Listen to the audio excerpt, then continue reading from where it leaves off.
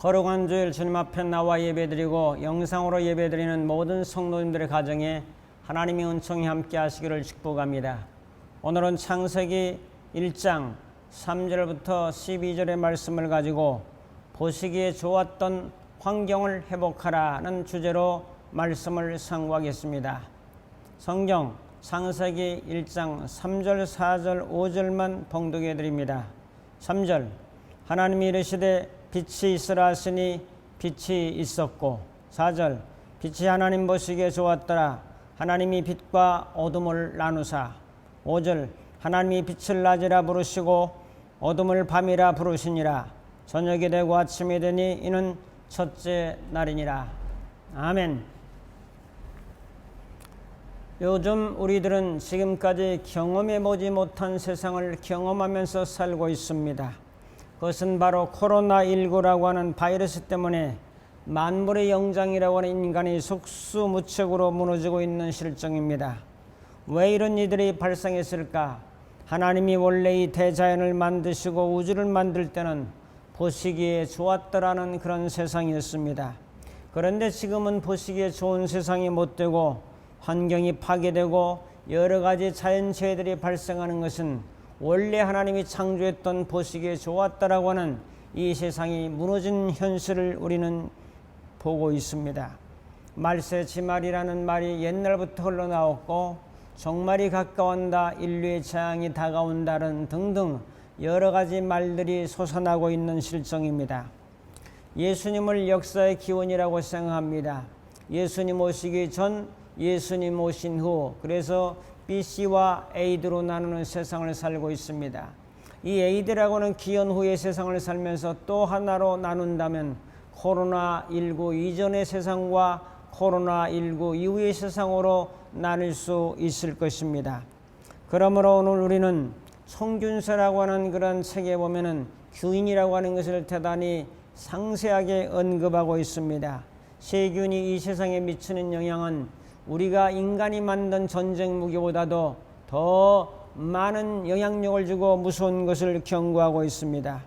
오늘 우리에게 다가오는 이런 현실이 하나님의 재앙인가, 하나님의 심판인가, 아니면은 인간의 무지로 인해서 오는 인재인가를 살펴보면서 함께 기도하며 이 환경 문제를 통해서도 새로운 깨달음을 가지고 나아갈 수 있기를 기원합니다. 오늘 말씀은 하나님이 원래 이 세상을 만든 것은 이제 당신의 능력과 지혜로 이 세상을 만들었습니다.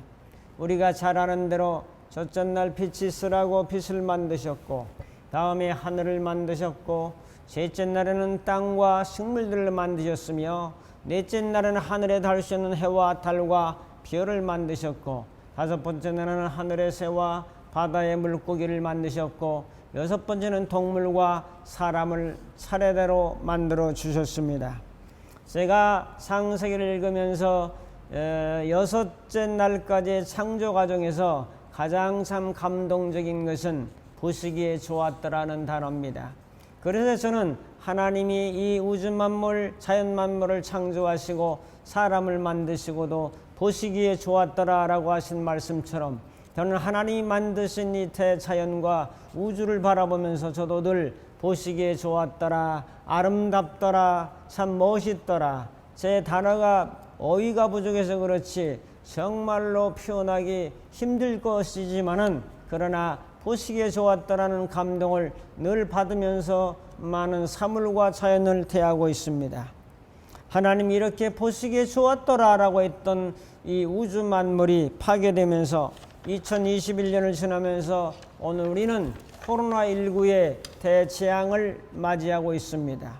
오늘 이런 환경 문제를 살펴보면서 같이 은혜를 나누려고 합니다. 첫 번째로 하나님의 창조는 질서가 있습니다 라는 말입니다. 오늘날 많은 그리스도인들이 하나님이 이 땅을 창조하셨다고 하지만은 땅을 대하는 태도, 흙을 대하는 태도, 자연을 대하는 태도는 굉장히 불손합니다. 물이라든지 공기라든지 흙은 생명의 가장 기본입니다. 근데 이 기본을 무시하고 인류의 어떤 문명의 발전과 안락한 생활의 발전을 위해서 이 자연을 파괴하기 시작했다는 거죠. 그래서 이제 인간의 위대함을 드러내기도 하고 인간의 그 위대함을 신과 같은 경지로 올리려고 하는 욕망과 야망이 증대된 세상이 바로 오늘 우리가 사는 이 세상이 아니겠습니까?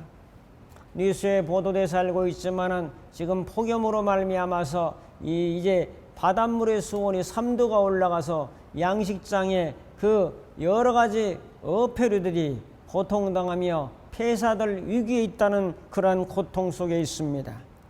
이제 기온이 올라가면서 이제 가금류라든지 이런 닭이 20만 마리 이상 죽어나갔고 돼지도 수천 마리가 죽어갔습니다. 사과나 배가 화상을 입었다. 사람만 화상을 입는 것이 아니라 열매들도 화상을 입고 있다는 이야기를 요즘 듣고 있습니다. 우리나라는 이제 수온이 올라가서 동해바다의 동태는 어디로 다 사라져 버렸고 점점 기온이 올라가면서 이제는 저 남부지방에서는 바나나를 재배할 정도로 이제 뭔가 생태계가 바뀌어가고 있는 것을 우리는 지금 보고 있습니다. 이디오피아는 100년 전까지만 해도 전 국토의 50%가 산림이었습니다.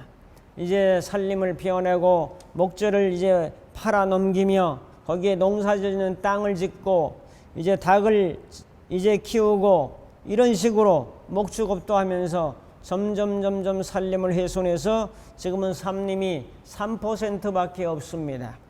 그 결과 이제 점점 나무가 있어야 되는데 나무가 있어야 증산이 되고 또 수증기가 이제 비가 되어서 내린 비로 말미암아 나무 속에 수분을 간직하고 있는데 나무가 없으니까 점점 땅이 사막화가 되어서 지금 식량 위기를 통해서 많은 사람들이 죽어가고 있는 나라가 바로 그 나라입니다. 오늘 서해안의 간척 사업도 마찬가지입니다.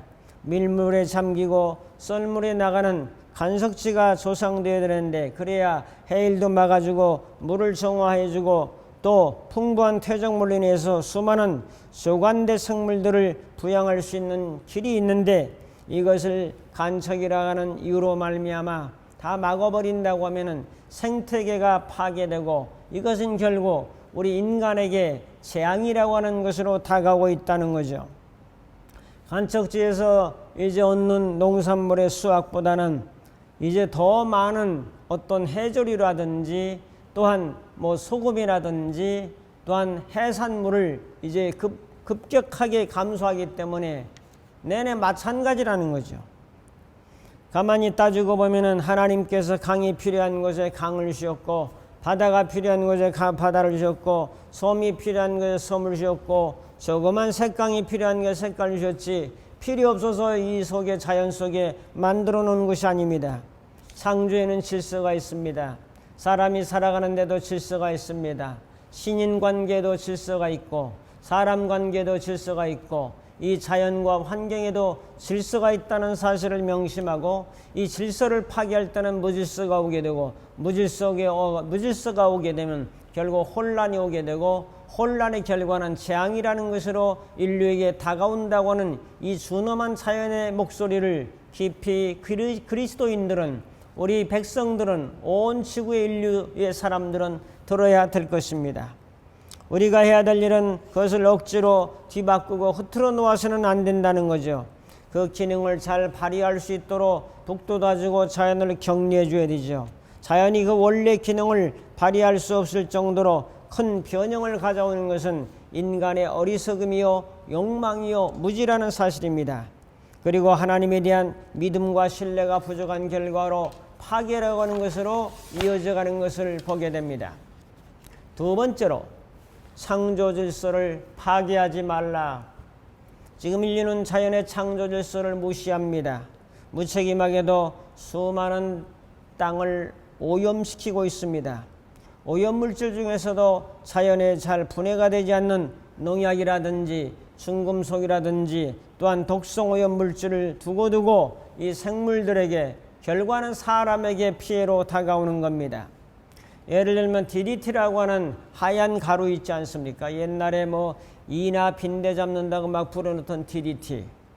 2차 대전 중에 발명된 살충제인데 모기라든지 해충을 잡기 위해서 박멸하기 위해서 만들어놓은 열대와 온디 지방에 주로 뿌려졌습니다. 다 죽고 이제 우리 세대가 죽고 없어진 뒤에도 이 DDT의 그 효력은 남아서 생물들에게 피해를 주는데, 이 DDT가 바로 간암을 비롯한 여러 가지 암을 일으키는 발암물질 중에 하나가 되고 있습니다. 통계조사에 의하면 DDT가 암 환자에게서는 정상인들보다 2배 이상 많이 검출된 것으로 보고되고 있습니다. 자, 이 DDT가 이렇게 사람들에게 많은 해를 주었습니다. 베트남에 쓰여졌던 고엽제는 제초제입니다. 이 강력한 제초제 때문에 파병됐던 군인들이 지금까지 고통에 빠져서 정말로 힘들어하는 삶을 살고 있습니다. 고엽제가 제초제라고요. 지금 시골에서 쓰고 있는, 생각하지 않고 막 쓰고 있는 제초제가 고엽제라고요. 제가 아는 우리 노예 목사님이 베트남에서 해병대로 근무했던 그런 시절의 이야기. 그래서 목이 워낙 마르니까 연못이라든지 이런 데 물을 막 들이켰다는 거예요. 그러면 고엽제 뿌린 그 제초제가 흘러들어서 고여있는 물을 막 마셨는데 자기는 2번밖에 안 먹었대요. 자기 동료나 친구들 중에 그 물을 많이 마신 사람은 다 죽었다는 겁니다. 자기는 2번 마셨는데 가끔 위가 쓰리기는 하지만은 별 큰 이상은 없다고 지금도 고엽제 후유증으로 고생하면서 살고 있는 분의 이야기를 저는 직접 간접으로 듣고 있습니다. 고랑과 고랑새에 풀 뜯기가 힘들고 뽑기 힘드니까 제초제 갖다 뿌립니다. 그럼 이 뿌리가 제초제 쪽으로 뻗으면서 고구마라든지 감자라든지 심지어는 논농사에도 벼를 심을 때 제초제를 그 벼 심는 물에 섞어서 뿌리고 있다는 사실. 그래서 피 하나 없지요. 보리밭에는 깐북이 하나 없지요. 쌀의 생산량은 이렇게 많이 늘었지만은 그러나 인간에게 호소할 피해가 오면서 각종 성인병과 암에 시달리는 것이 우리가 먹는 주식 속에는 제초제가 들어있다는 사실에 저는 깜짝 놀라고 또 그 피해를 저는 받고 수술도 했던 사람 아니겠습니까? 그래서 꼭 식초와 또 소금을 넣고 거기다 이제 그 물 속에다가 쌀을 담갔다가 법제를 내서 밥을 해 드시면 건강에도 도움이 될 겁니다라고 저는 늘 역설을 하고 있지만은 참 이것이 실행하기가 그렇게도 힘든지 잘 되지 않고 있는 모습에 저는 늘 안타까운 마음을 가지고 이런 말을 하고 있습니다. 인류는 단지 자연을 변형시키고 오염시키는 것으로 끝나는 것이 아니라 수많은 생물들을 죽이게 되고 앞으로 20년, 30년 후에는 생물 중에 4분의 1이 멸종할 것이라고 유엔은 보고하고 있습니다. 수많은 생물들이 떼죽음을 당하고 희귀종으로 점점 바뀌어가는 오늘날의 현실은 바로 인간들이, 사람들이 그렇게 만드는 것이지 하나님이 그런 재앙을 내린 건 아니지요. 하나님을 통해서만이 이제 성경 속에 하나님이 여러 가지를 드러내고 계시는데 하나님은 자연을 통해서도 하나님의 살아계심을, 위대하심을, 능력을 증거하고 있습니다.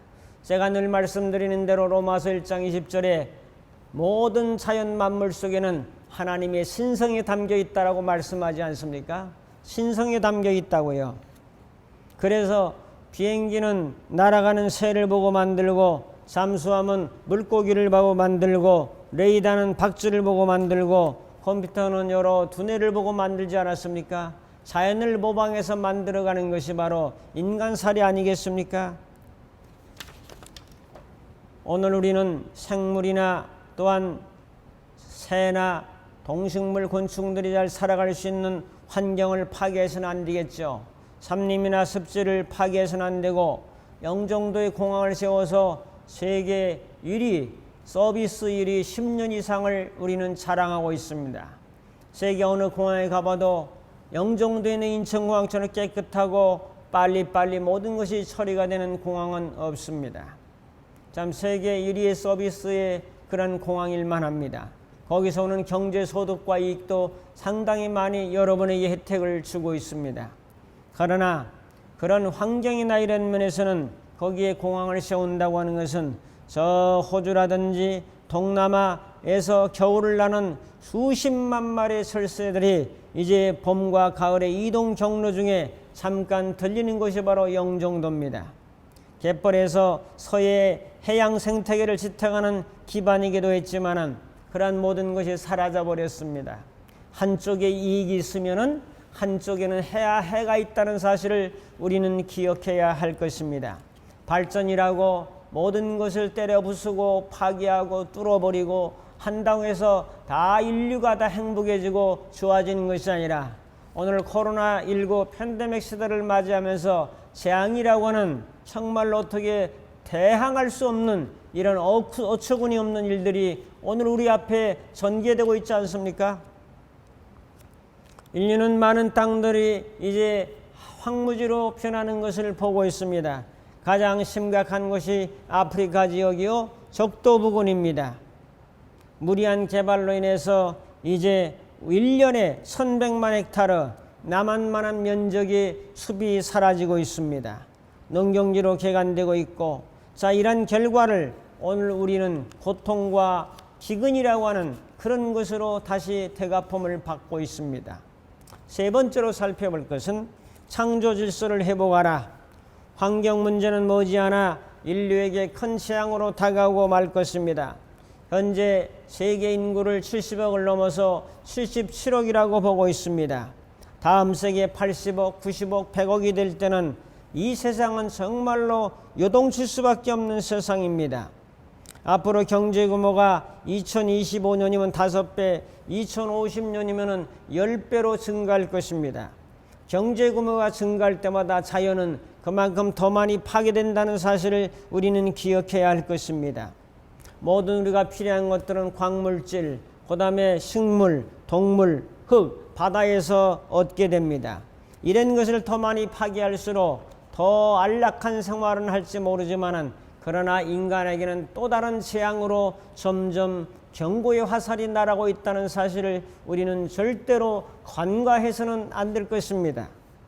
지금 우리가 알고 있는 석유 매장량은 이대로 쓴다고 하면 앞으로 수십 년밖에 다 쓰지 못합니다. 석탄은 200년밖에 쓰지 못할 것으로 보고되고 있습니다. 이것을 10배, 20배 빨리 쓴다면 그만큼 단축될 것은 분명합니다. 선진국들이 처음에 산업을 일으켰을 때 자기 나라에 있는 원료를 쓰지 않습니다. 다 후진국들 넓은 나라에서 다 재료를 갖다 쓰고 그것이 고갈되면은 이제 자기 나라 것을 이제 쓰겠죠. 중국이나 브라질 같은 나라가 자국의 산업에 충당히 바빠서 자원을 수출하지만은 그것을 더 이상 수출할 수 없다라고 할 때는 지구 경제는 마비되고 말 것입니다. 대체 자원이라는 것을 끊임없이 개발하지만은 그것도 쉽지 않습니다. 무한한 줄 알았던 물이라든지 흙이라든지 또 자원들이 점점 고갈되고 있다는 사실을 우리 모두는 알고 있습니다. 정말 문제가 되는 것은 요즘 우리가 폭염으로 인해서 지구의 온난화 현상, 온실화 현상입니다. 산업화 이전에는 대기 중에 250 ppm이었던 이산화탄소가 지금은 350 ppm으로 늘었습니다. 다음 세계 중엽에는 배가로 이제 500 ppm, 600 ppm으로 늘어갈 것으로 예상합니다. 만약에 지구에 있던 모든 석탄과 석유를 한꺼번에 태운다면은 지금의 5배로 늘린다면은 지구는 빙하가 녹아지면서 해수면이 60-70cm가 아니라 60-70m가 올라갈 수 있습니다. 지구가 더워지면서 점점 빙하가 녹아내리고 이런 것들 때문에 해수면이 올라가고 바닷물의 수온이 올라가면서 생태계가 파괴되고 변화되고 있다는 것은 정말 지구인의 한 사람으로 가슴 아픈 현실입니다. 오존층의 파괴도 두드러집니다. 지난 10년간 남극 상공의 오존층 절반이 이제 깨트려졌고 칠레 남부 상공은 4분의 1이 북반구 지역의 3%가 얇아진 것으로 관측되고 있습니다. 최근에 북극의 상공에서도 남극에서 비슷한 파괴 현상이 나타나고 있습니다.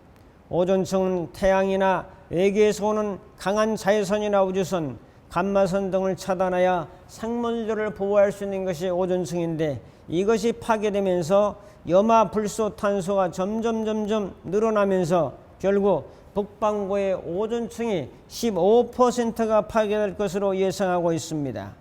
정말 비극적인 아픔이 인류에게 점점 다가온다는 사실에 어떻게 오존층을 만들어서 씌울 수도 없고 무방비 상태에 있다는 사실을 기억한다면, 앞으로 정말이라고 하는 그런 시대라고 하는 것은 그렇게 밝고 또 맑은 것은 아니라는 사실을 우리는 주목해야 될 것입니다.